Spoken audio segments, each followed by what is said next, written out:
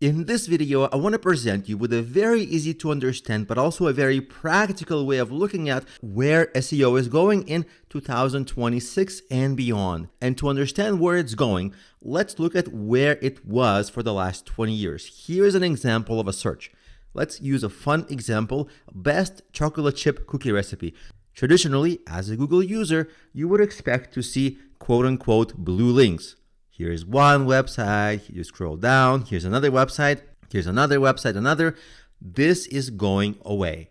How slowly or quickly it's going away depends on a number of factors, including the query itself, but also Google's mood at the time, because different people get different search results. And so what you actually get are search results that look a little closer to these.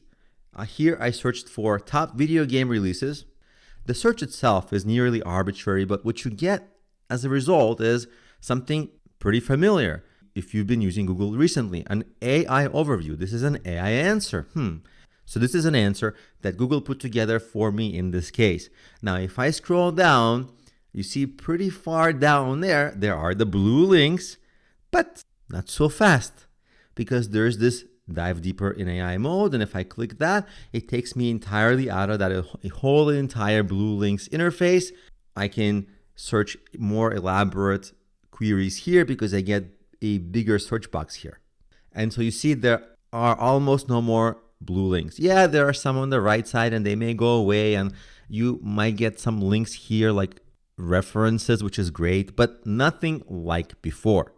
And this particular paradigm is where we are going. So traditional SEO, where you want to rank your website and maybe have your website appear in one of the top 10 Google search results, that's no longer the goal because that's going away. And mentally, that's a big adjustment because SEO marketers have been trying to rank their blue links for a couple of decades already. So we all have to readjust now. And the readjustment towards which we are headed looks something like this. It's no longer the very short queries like 1 to 2 to 3 to 4 to 5 words, but it's more like this. Who is the best online instructor for personal development that teaches in a nice way and doesn't have a bad accent and is good for beginners and blah, blah, blah, and this and that? Because searchers are now using search more like a person, because searchers now understand that AI is smart enough to handle that. And searchers also understand that they need to be ready for a back and forth dialogue. Like, for example, here you might get some search results. Here are some teachers and professors that Google found. This is an AI answer, you see, AI overview, and so on and so on. So as SEO marketers, we want AI to recommend us. And we don't care if the AI is Google AI or ChatGPT AI, because people are searching on ChatGPT, people are searching on Claude. We just want the AIs to recommend us. Now, let's discuss what is the mechanism for them to recommend us. That path is well understood. It may not be easy to implement, but it's well understood. And this whole process now has a few names. You might hear a name like AI SEO. You might hear a name like LLM SEO. I find that the easiest way to teach this is to break this down into two phases. One is to teach AI about your brand, and the second phase is to let AI recommend you in the answers. You don't have a lot of control over the second part because that's the AI's job to take all of its information and create answers for people.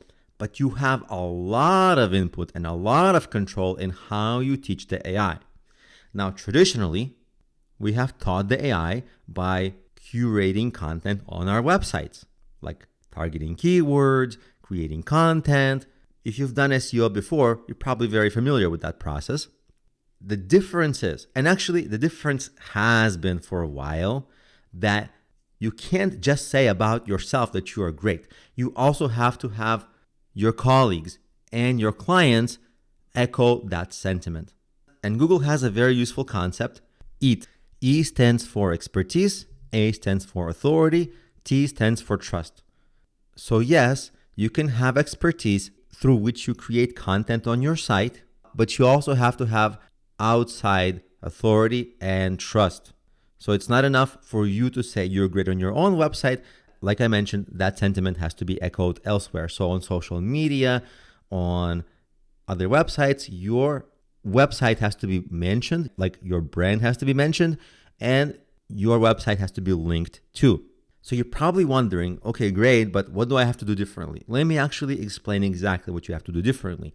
In the past, I used to teach SEO in 3 phases, and I found that students had a very easy time understanding those phases. Let me go over them and explain how they are different now. So you always used to have as phase 1, keyword research. Like, let's say your website is all about selling soccer supplies. Well, the keywords have to do with soccer supplies, like soccer supplies, soccer uniforms, soccer balls, etc. Now, that's still similar. You're still targeting the same things. You're still selling the same things, but it's not as strictly about the keywords exactly, but more broadly concept. Do you have to forget all the keywords? No, but you just have to not be so focused specifically on keywords, but be focused on broader topic coverage. So that part of SEO is still pretty much similar. Now, the second part of SEO was always on-page SEO, which was the process of taking the keywords you researched and then creating content on your website about those keywords. So for example, if you were going to try to target a keyword like soccer supplies, you really wanted to have the best pages, most informative, best photos, long form content with blog posts, best content about that topic. That is still the same, because the on-page curation and how you lay out your content and how you structure everything on your website, that's going to help Google SEO and the AI engines crawl and understand your website better. So the more organized and the more clear the content on your website is, the better. And that's still 95% similar to traditional on-page SEO. Now, the thing that's most impacted is the third phase of SEO, the off-page SEO. Traditionally, that used to be known as link building. You used to have to go out to a bunch of different websites and somehow, by begging or paying or whatever else methods, of course, you know better not to pay. That's just a little SEO insider joke. But it was a difficult process. And traditionally, the more links you used to get and the better they were, the higher your website used to rank. This is still true, except a lot of the old offline SEO methods no longer work. For example, like if you're doing spammy, manipulative tactics, they no longer work and they're more likely to get you penalized or at least in the doghouse of Google. Whereas today, if you do your off-page right, like get publicity, get the right kind of attention for something great that you're doing, get real recognition from clients and peers, in addition to the great things that you say about yourself, you're going to outperform most of your competitors, even the big ones. So the question becomes, how do you get this amazing publicity? Well, because of this challenge, I put some courses that I used to have as paid courses for free on YouTube. Let me show you how to get to them. As you can see, here's a course, full course, how to get publicity and press coverage. This is about 5 hours long. So it's literally a full course that's now free on YouTube. In the resources of this video, I'll have the link to this. So you can come here, save it.